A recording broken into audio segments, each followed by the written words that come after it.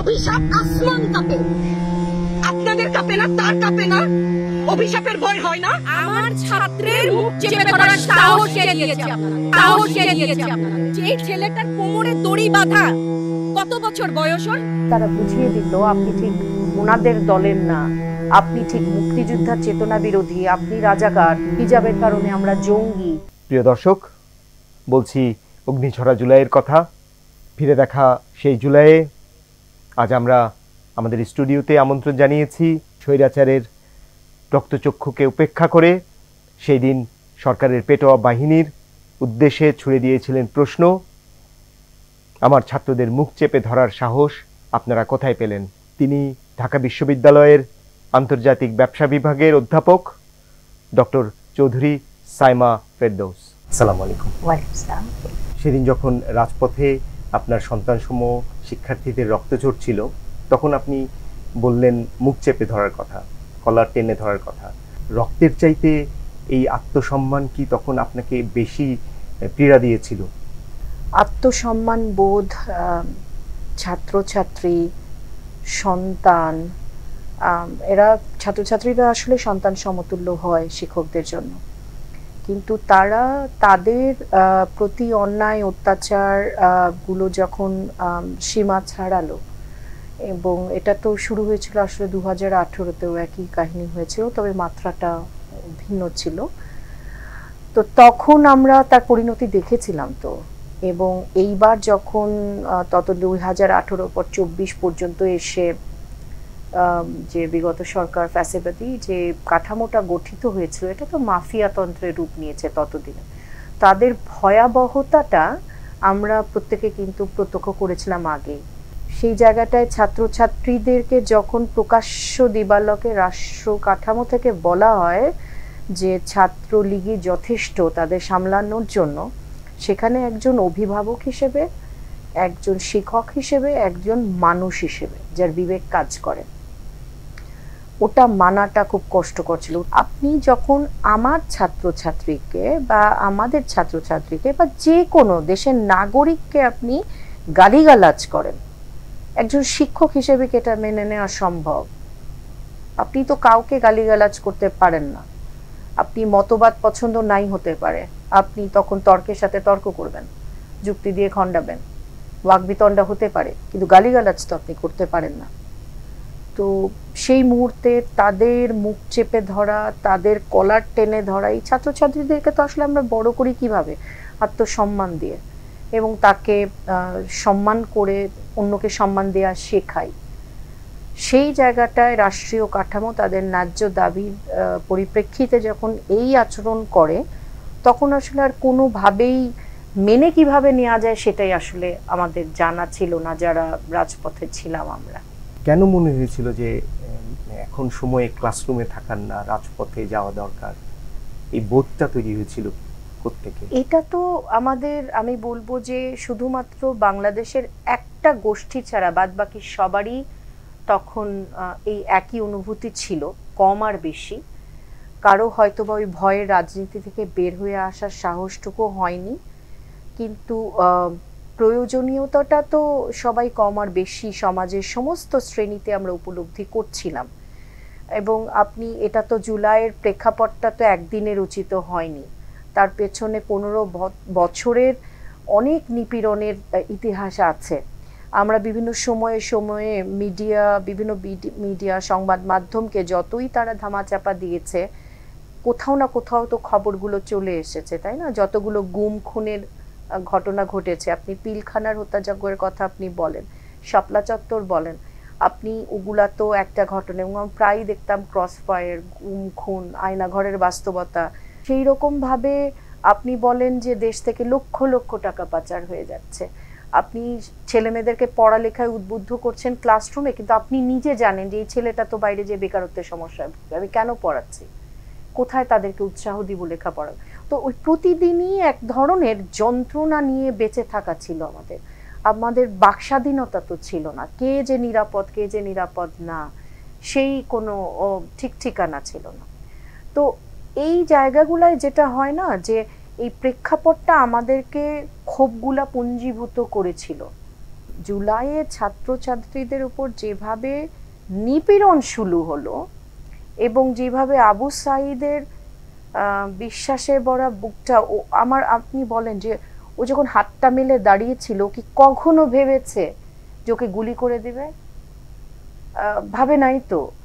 এরপর কি বেঁচে থাকার আর কোনো উপায় আমাদের থাকে রাজপথ ছাড়া?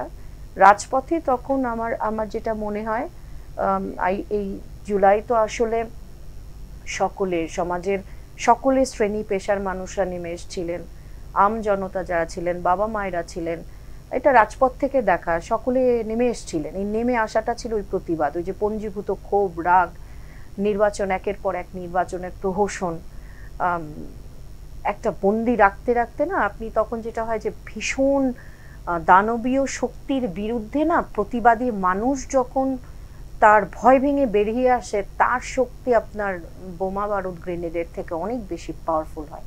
তো তখনের সময়টা এরকমই ছিল যে রাজপথে আমাদের মুক্তি ছিল। জীবনের ক্লাসরুমে তখন আর আমি কি পড়াতাম বলেন? আপনি অফিসে আদালতে কি কাজ করবেন? কারোই তো মন ছিল না আর কোথাও রাজপথ ছাড়া। নিরাপদে ছিলেন তখন? না না, একদমই না, একদমই না। আজকে 5ই আগস্ট যদি না হতো, কোথায় অবস্থান হতো বলেন? রাজপথে যারা ছিল গুনে গুনে ধরে ধরে তো সব নিঃশেষ করে দিত, হদিসও থাকতো না। ওই সময় কোনো সমস্যা ফিল করেছিলেন? ওটা তো প্রতিনিয়তই হচ্ছিল। 2018-তে আসলে যখন যেটা হয় যে আমি তো আসলে বড় হয়েছি একটা রাজনৈতিক পরিবেশে, তো 2018-তে কিন্তু আমরা তো 4 বোন, আমাদের আসলে লেখাপড়া নিয়ে সবসময় থেকেছি। আব্বার রাজনীতি আব্বা করেছেন, আমাদের রাজনীতির সাথে তখন সরাসরি যেটা সম্পৃক্ততা সেটা তো কখনো হয় নাই। কিন্তু রাজনৈতিক উত্থান দেখেছি, রাজনৈতিক পতন দেখেছি, বিভিন্ন ধরনের বৈরিতা দেখেছি। কিন্তু এই 14-18 থেকে এই যে মানে তারও 14টাকে আমি প্রাইমারি ধরছি, তার আগের থেকে তো শুরু হয়েছিল, তাই না? 12-13 সময়টা আপনি যদি বলেন, তো সেই সময়ের যে ভয়ঙ্কর থেকে ভয়ঙ্কর রূপ নিচ্ছে, রাজনীতিটা একটা মাফিয়া তন্ত্রে পরিণত হচ্ছে। তো এই বাস্তবতাটা দেখেছি। তো আপনি আজকে আমরা যেটা দেখছি, হাজার হাজার ঘর, আপনি ধরেন কেন্দ্রীয় নেতাদের উপর যে অত্যাচারটা হতো, আপনি তো কেন্দ্রীয় নেতা খালি বলতে পারবেন না, জেলা, উপজেলা, বিভাগ, ওয়ার্ডের যারা কোনো রকমের বিরোধী দল করেছে সেই নেতা নেত্রীদেরকে তো অত্যাচার এই একই রকম পিটিয়ে মেরে ফেলা এবং গায়েব করে ফেলা, এবং যেগুলা মামলা ভুয়া মামলায় নিয়ে যাওয়া। শুধু তো যারা রাজনীতির সাথে সম্পৃক্ত ছিল তাদের না, তাদের পরিবারকে যে পরিমাণ হেনস্থা করা হয়েছে আপনি যদি নিজের চোখে দেখে থাকেন আপনি বুঝবেন। সেই পরিবারগুলো দিনকে দিন ধীরে ধীরে সমাজ থেকে কোণঠাসা হয়ে গিয়েছে। কেন?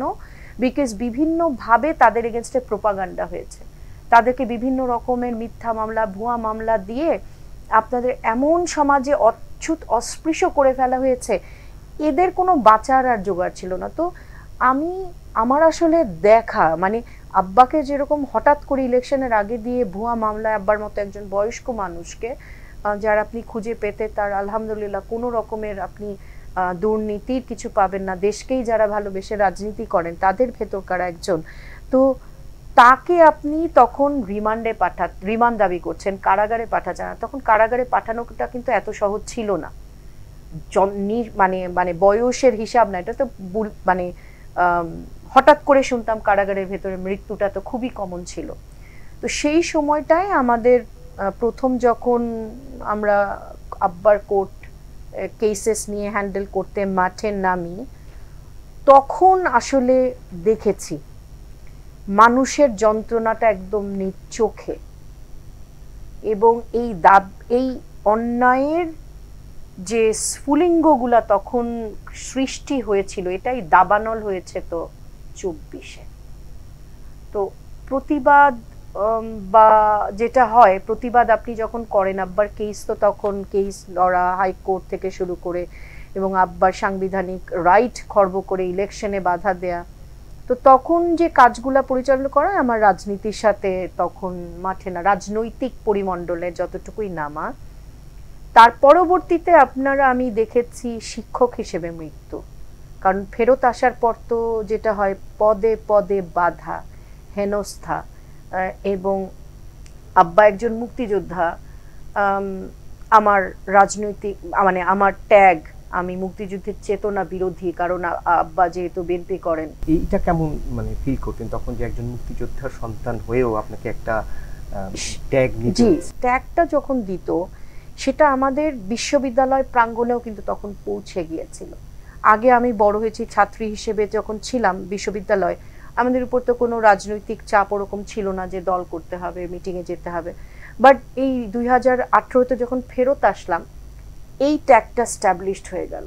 আমাদের সমস্ত গবেষণার যে সমস্ত কার্যক্রম জানতাম পাবো না, প্রমোশন দিবে না। এই যেটা বলছিলাম তখন যে শিক্ষকের মৃত্যু, আমি তখন মাত্র আমি পিএইচডি শেষ করে দেশে ফেরত এসেছি, কারণ আব্বা বলেছিলেন যে তোমার নাম ধরে তোমার ওই কমনওয়েলথ স্কলারশিপটা হয় না, এটা হয়েছে তোমার বিশ্ববিদ্যালয়ের নামে, তুমি বাইরে থেকে যাবে না, তুমি আগে দেশকে সার্ভ করে তারপর যদি চলে যেতে হয় চলে যেও, কিন্তু আগে দেশকে সার্ভ করতে হবে। স্কলারশিপটা বোধহয় তোমার বিশ্ববিদ্যালয়ের নামের জন্যই হয়েছে। তো আমার দেশে ফেরত আসা, এবং সেই সময় অনেক স্বপ্ন ছিল, অনেক গবেষণা, অনেক কাজের স্বপ্ন ছিল, দেশকে নিয়ে ভাবা, দেশের জন্য করা। এবং আমি বাইরে লেখাপড়া মানে আমি টিচার হিসেবে যখন বাইরে কাজ করেছি কিছুদিন, আমার আসলে ভালো লাগতো না, যে মনে হতো যে এই পড়ানোটা আমার দেশে পড়ালে তো আমার দেশের মানুষের কিছুটা করতে পারতাম। তো ফেরত আসার পরে অনেক স্বপ্ন নিয়ে এসেছিলাম। তো সো ওই ট্যাগে আপনি একজন শিক্ষককে মেরে ফেলেছিলেন, তারা আপনি মানে আমি তাদের কথা বলছি, এবং যে কোনো জায়গায় হেনস্থা হতে হতো। এই হেনস্থাটা না আসলে আমরা যারা গেছি তারা ছাড়া ভাষায় প্রকাশ করা খুব মুশকিল। আপনি খুব সাটেল ওয়েতে তারা বুঝিয়ে দিত আপনি ঠিক ওনাদের দলের না, আপনি ঠিক মুক্তিযোদ্ধার চেতনা বিরোধী, আপনি রাজাকার, আপনি হচ্ছে সমাজে, তার মধ্যে ছিল আমার হিজাবের কারণে আমরা জঙ্গি, এবং আমরা হচ্ছে সমস্ত প্রগতিশীলতার বিরোধী, অন্ধকারাচ্ছন্ন যুগের একটা মানুষ। এই যে ধুকে ধুকে একটা মরে যাওয়া, এই যন্ত্রণাটার প্রকাশ করার ভাষা বোধহয় আমার জানা নাই। তো আপনি যদি বলেন এটা হয়েছে না, তার পাশাপাশি তো ডেফিনেটলি ছিল তাদের হুমকি, ট্যাগ, বিভিন্ন রকমের মেসেজ পাঠানো, তুলে নিয়ে যাবে। একটা সময় তো সবারই আমাদের কথা বলা বন্ধ করে দিল ডিজিটাল সিকিউরিটি অ্যাক্ট দিয়ে।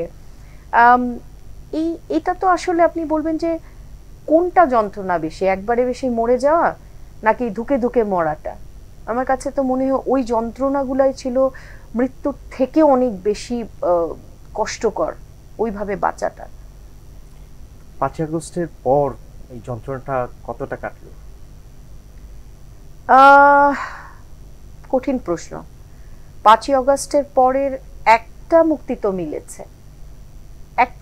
মিলেছে, অনস্বীকার্য। আমরা এখন বলতে পারি যে ফ্যাসিবাদ তন্ত্র কায়েম করার ক্ষেত্রে ভবিষ্যতে মানুষ সচেতন হবে, এবং আমাদের যে মুক্তিটা মিলেছে সেটা তো হালকা করে দেখলে চলবে না। আমার দেশের অর্থ এখন বিদেশে পাচার হচ্ছে না, আমার দেশের সার্বভৌমত্ব নিয়ে এখনো কেউ অতটা দুঃসাহস কেউ করবার এখনো দেখাচ্ছে না। আমরা কথা বলতে পারছি, এবং সবচেয়ে বড় কথা আমাদের অস্তিত্ব নিয়ে কেউ প্রশ্ন করছে না, সেটা হচ্ছে সবচেয়ে বড় প্রাপ্তি। তবে 5ই আগস্টের পরে প্রত্যাশাটা আসলে আমাদের অনেক তো ছিল। গত 15 বছরে কি হয়েছে, যে যত বড় চোর, যে যত বড় দুর্নীতিবাজ, সে সমাজে তত ক্ষমতার অধিকারী, সবাই তার পেছনে ছুটছে। তো এই যে একটা বড় একটা সমাজ গঠিত হয়ে গেছে, আপনার কি মনে হয় 5ই আগস্টের পরে মানুষ, এটা তো একটা ক্যান্সারাস একটা সোসাইটি, এই সোসাইটির 5ই আগস্টের পর কি সোসাইটিটা আমূল পরিবর্তন হয়ে যাবে? এমন কোনো জাদুর কাঠি কি 5ই আগস্ট আপনাকে দিয়েছিল যে জাদুর কাঠি বলে এখন হঠাৎ করে আবার সিন্ডারেলা স্টোরির মতো একটা কিছু হয়ে যাবে? তা তো না। এই ক্যান্সারাস সোসাইটিটাই তো ক্রিয়েট হয়েছে 15 বছর, এবং সেটার প্রতিবাদী তো ছিল 5ই আগস্ট। গণঅভ্যুত্থান তো সেই ক্ষোভ থেকেই হয়েছে। কারণ এগুলো হচ্ছে তার প্রতিফলন। এখন আমরা এখন যা দেখতে পাচ্ছি প্রতিফলন। এখন এই প্রশ্নের উত্তরটা আমি দিতে গেলে আমার জন্য একটু কঠিন হয়। তাহলে কি প্রত্যাশা করব? না, করব, আগাতে তো হবে। পূরণ হয় নাই, হবে, সামনে সময় লাগবে। ধ্বংস হয়ে গেছে তো সবকিছু। সবচেয়ে বড় ধ্বংসটা হয়েছে আমাদের মননে, আমাদের কথায়, বার্তায়, চিন্তায়। এই সমস্ত মানুষরাই তো সমাজের বিভিন্ন প্রান্তরে এখন। আপনি দেখবেন যে মানুষ যখন কথা বলে, তর্ক করে, বিতর্ক করে, শ্রদ্ধাহীনতার সাথে কথা বলে, 5ই অগস্ট তো মানুষের মননের পরিবর্তন আসতে তো সময় লাগবে। ওই 5ই অগস্ট সেটা যাত্রা শুরু হয়েছে। এখন আমরা এই যে কথা বলছি, এখন আমাদেরকে সৃষ্টিটা আবার সুন্দর করে তো ভাবতে হবে, একসাথে তো কাজ করতে হবে, তারপর হয়তো বা সামনে যেয়ে বলতে পারবো যে সময়ে সময়ে কতটুকু পেলাম। স্বৈরাচারের পতন ঘটেছে, একটা স্বৈর শাসনের পতন ঘটেছে, স্বৈরাচার দেশ ছেড়ে পালিয়েছে, তো তার শেকড় বাকড় তো এখনো রয়ে গেছে অ্যাবসলিউটলি এভরিওয়্যার। তো এ বিষয়ে আপনার মানে পরামর্শ কি? এর থেকে, এই শেকড় বাকড় থেকে কিভাবে আমরা পুরোপুরিভাবে মুক্তি পেতে পারি? দেখেন, কোনো দেশই কখনোই এই ধরনের সময় থেকে, শেকড় বাকড় থেকে একদম পূর্ণাঙ্গ রূপে মুক্তি পায় না, এবং ওইখানেই বোধহয় প্রত্যাশা প্রাপ্তির অনেক বেশি হতাশার সৃষ্টি হয়। তো যেটা হচ্ছে, তাহলে আমাদের এখন কি করতে হবে? প্রথম কথা তো ল অ্যান্ড অর্ডারকে ফেরত আনতে হবে। ল অ্যান্ড অর্ডারটা যখন ফেরত আসে, আমাদের বিচার বিভাগ যখন একটু শক্তিশালী হবে, এবং যেটা হয় যে বিভিন্ন কাঠামোতে তাদের যে শেকড় বাকড় রয়ে গেছে, তারা যদি বোঝে একটা সময়, মানে এই সময়টা তারা যত দ্রুত বুঝতে পারবেন যে এখনো যত তর্ক বিতর্ক হচ্ছে, তারা ফ্যাসিবাদের বিরুদ্ধে কিন্তু বাকি পুরোটা সমাজ একসাথেই আছে। দেশের সার্বভৌমত্বের প্রশ্নে বাকি পুরোটা, এখন হয়তো অনেক পার্টি দলমত, অনেক তর্ক বিতর্ক হয়, তো বাদ বাকি মানুষ কিন্তু এক কাঠামোতেই আছে সেই ফ্যাসিবাদের বিরুদ্ধে।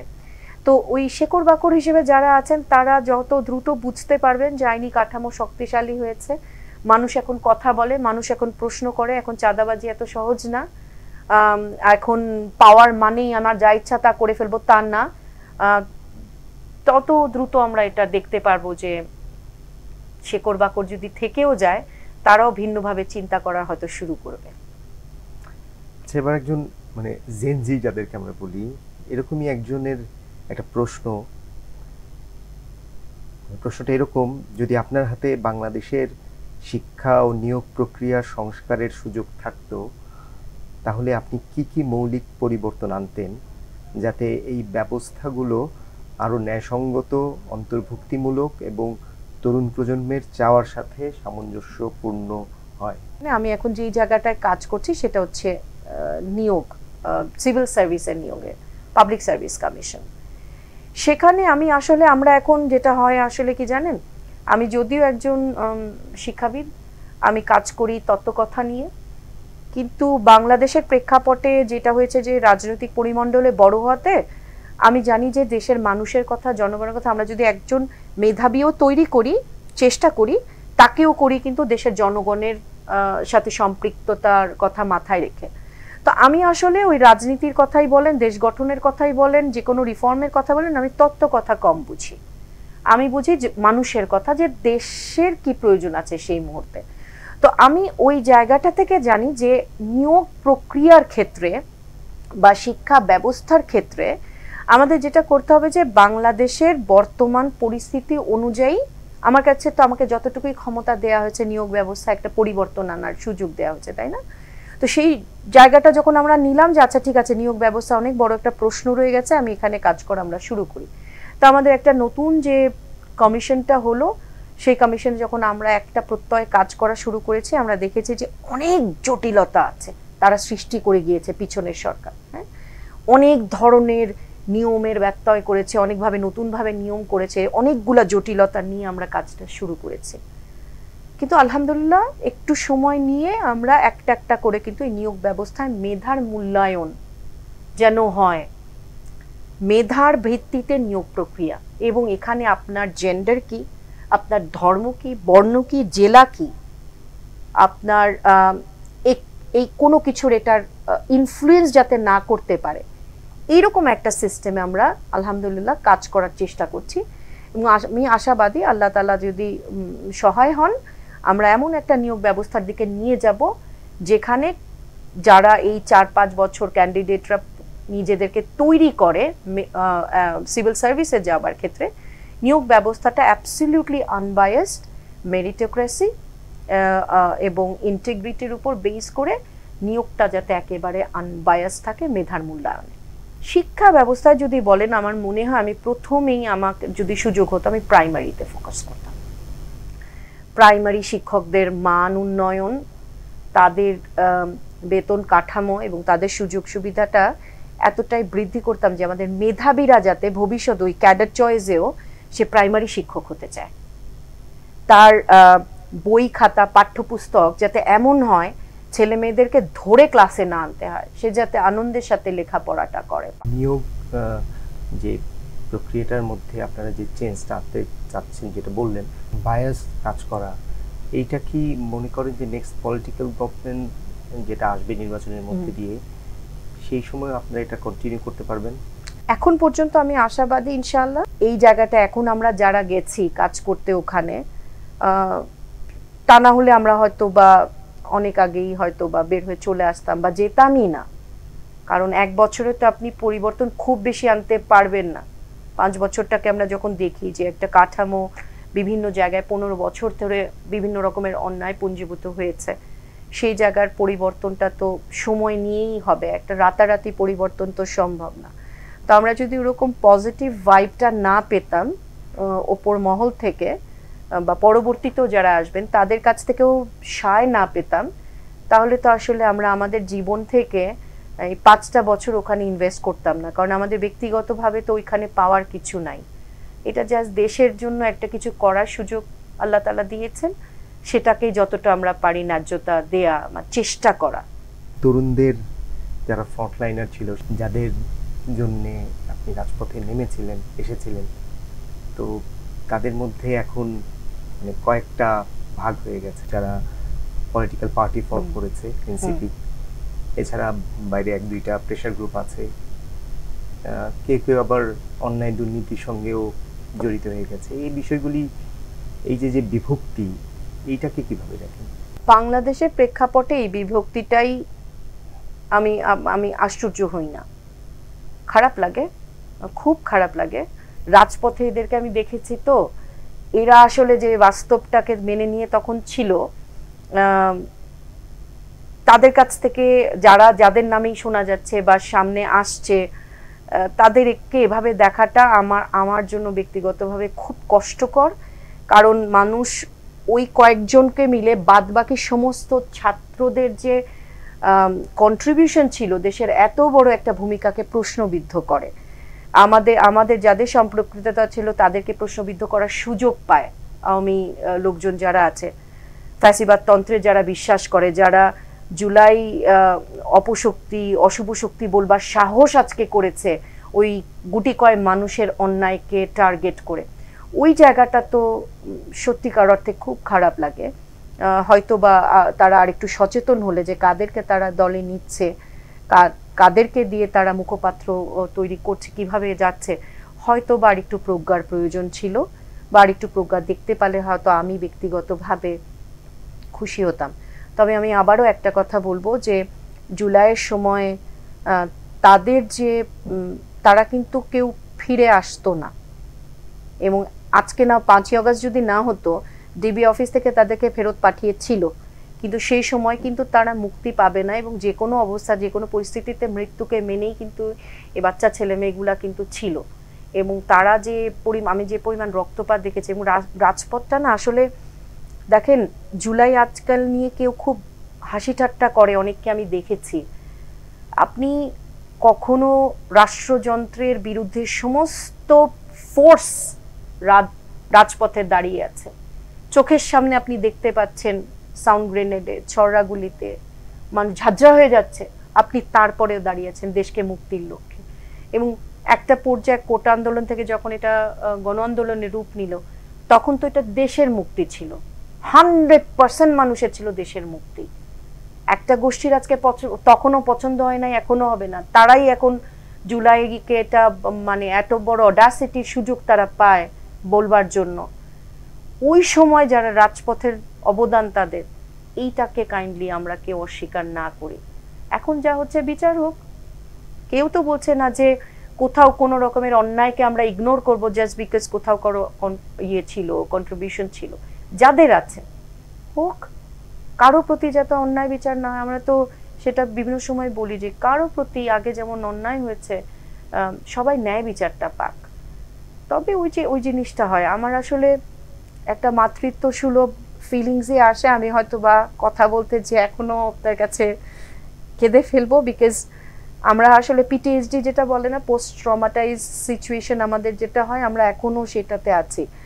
হাসপাতালগুলোতে এই যে নো ট্রিটমেন্ট নো রিলিজ সিচুয়েশনটা, এত ছোট ছোট অসহায় ছেলেমেয়েরা ছিল, বাবা কোথায় মা কোথায়, এখানে হয়তো গুলি খেয়ে পড়ে আছে, বুলেটের আঘাতে মানে মেরুদণ্ডে এক্স রে রিপোর্ট যেটা এসছে, আমি জানি 40টা ছেলে মেয়ে ভলান্টিয়ার ঢাকা মেডিকেল কলেজে ছিল। সেই ভলান্টিয়ারগুলো নিজের পকেটের টাকা, আপনারা একচেটিয়া সবাইকে অসৎ বললে আমার খুব গায়ে লাগে। তার কারণ হচ্ছে এই ছেলেগুলাকে বিভিন্ন জায়গা থেকে এসে তারা একটা ভলান্টিয়ার টিম করেছিল এই রুগীগুলাকে হ্যান্ডেল করবার জন্য। হ্যাঁ, তো দেখা যেত যে বিভিন্ন মানুষ যে তাদের হাতে টাকা গুঁজে দিয়ে যেত, বাবা একটু ট্রিটমেন্ট করো। অসংখ্য মানুষ কিন্তু অল্প বিস্তর যে যা পাচ্ছে দিচ্ছে, তারা এটা একটা আলাদা ফান্ড, আমার চোখে দেখা ফান্ডটা হিসেবে রেখেছে, ওটাতে হাত দেয় না। সারা দিনে ঢাকা মেডিকেলের কোনায় একটা ম্যাগি নুডলস পেত, সেটা তারা নিজের পকেট থেকে খরচ করছে। অনেক রোগীর ট্রিটমেন্টে ওই সমস্ত এই ছাত্র বলতে তো এরাও আছে। হ্যাঁ, যারা এখন দুর্নীতিতে চাঁদাবাজিতে যারা আসছে তারাও ছাত্র ছিল। রাজপথে কে কতটুকু ছিল সেটা তো ভিন্ন বিষয়, তারা অন্যায় করছে সেটা ভিন্ন বিষয়, কিন্তু ছাত্র শব্দটা অনেক ব্যাপক। একজনকে দিয়ে আপনি 10 জনকে অপবাদের ভেতরে আনবেন না, এটাই আমার অনুরোধ। ওই বাস্তবতাগুলো যা ছিল ট্রমাটাইজিং কেন বলি, আমি বিভিন্ন জায়গায় মাঝে মাঝে প্রসঙ্গ উঠলেই বলি যে কেন ট্রমাটাইজড আমরা। এই একটা ছেলে ছিল যার চোখটা গুলি লেগেছে এবং পিঠেও একটা তার ওই যে খুব সম্ভবত একটা গুলি দিয়েছিল যে পায়ে পিঠে এরকম। তো আমি যাওয়ার পরে উঠে দাঁড়াচ্ছে যে ম্যাডাম আমি আর একটা দিন দেন, আমি ভালো হয়ে যাবো, রাস্তায় যাব। সে কি চাঁদাবাজির জন্য করেছিল? এই বাস্তবতা তো আমি দেখে এসেছি। আপনি যখন ছাত্র হিসেবে কাউকে গুটিকয়ের কারণে সবাইকে, আপনি যেমন বিভিন্ন বিরোধী দলেও বিভিন্ন রকমের অন্যায় গুটিকয় করছে, তারপরে তো পুরাটা দলের যে 15 বছরের অত্যাচার তাকে আপনি অস্বীকার করতে পারেন না। বিভিন্ন শ্রমিক জনতা যারা নিয়ে এসেছিল, একটা গোষ্ঠী কয়েকজন মানুষের জন্য একটা গোষ্ঠীকে আপনি অপবাদ দিতে পারেন না। তো আমার জন্য আসলে আমি খুব কাছ থেকে দেখা মানুষ তো 18তেও দেখেছি, 24এও দেখেছি, সরাসরি দেখেছি। তো আমার জন্য খুব ডিফিকাল্ট হয় প্রশ্নের উত্তরগুলা দেয়া। তরুণদের জন্য কি বার্তা দিবেন? তরুণদের জন্য একটা কথাই বলবো যে শামিয়ানার মূল্যটা তারা বুঝুক। এক শামিয়ানার নিচে থাকতে হয়, সব কিছুর আগে দেশকে প্রাধান্য দিতে হবে। আমাদের বাংলাদেশটা খুব সুন্দর, আমাদের বাংলাদেশের মানুষ অসম্ভব ভালোবাসতে জানে। আমি জুলাইয়ে আমি এত মানুষের রিক্সাওয়ালা এবং রাস্তার যে ভিক্ষুক, আমরা তৃষ্ণার্ত হয়ে হেঁটে যাচ্ছি, সে কিভাবে বুঝো তার ভিক্ষার টাকা থেকে হয়তো পানি নিয়ে দাঁড়িয়ে আছে, এগুলা কিভাবে বলি? এটা তো বাংলাদেশ, এটা বাংলাদেশ। আমাদের তরুণদেরকে আমরা বলি যে দেশটাকে ভালোবাসতে হবে, তারা অলরেডি ভালোবাসে এবং আরেকটু ভালোবাসতে হবে। মানুষ যারা এখনো অনেক বেশি আমাদের উপরে ক্ষিপ্ত, জুলাইয়ে আমরা যারা ছিলাম, তাদেরকেও যে কথার আঘাতে আঘাত না করি, ভালোবাসা দিয়েই চলেন জয় করি এবং প্রজ্ঞার সাথে একসাথে থাকাটা শিখতে হবে। সবশেষে একটা ভিন্ন প্রশ্ন, আপনি রাজনৈতিক পরিবারে বেড়ে ওঠা মানুষ, একটা আবহে বেড়ে উঠেছেন, রাজনীতিতে যুক্ত হওয়ার কোনো সম্ভাবনা? রাজনীতিতে যুক্ত হওয়া বলতে কি বুঝে? আমি তো অলরেডি রাজনীতিতে আছি, রাজনীতির চর্চায় আছি, কথা বলছি, আগেও বলেছি, সবসময় বলে এসছি, রাজনৈতিক আলোচনাগুলায় অংশগ্রহণ করি। কিন্তু তার থেকেও বেশি সম্পৃক্ততা হবে কিনা এই কথাটা এখনো আমি ঠিক বলতে পারছি না। হয়তো বা হবে, হয়তো বা না, নয়তো আমার classroom, I miss my classroom. অনেক ধন্যবাদ ম্যাম, আপনি অনেক কষ্ট করে আমাদের এখানে এসেছেন, অনেক ব্যস্ততা মধ্যেও সময় দিয়েছেন, আপনার প্রতি আমরা কৃতজ্ঞ। অনেক ধন্যবাদ। আপনাকেও ধন্যবাদ, আপনার সাথে বাংলাভিশনকে আমি ধন্যবাদ জানাচ্ছি এবং আমাদেরকে যারা শুনেছেন সময় ধরে তাদেরকেও ধন্যবাদ জানাচ্ছি। প্রিয় দর্শক, শুনলেন আপনারা একজন সাহসী শিক্ষকের কথা, একজন সাহসী মানুষের কথা। যতদিন আমাদের এই সাহসী শিক্ষকরা আমাদের পাশে আছেন, আমাদের প্রত্যাশা এই জাতি কখনো পথ হারাবে না। ধন্যবাদ সবাইকে।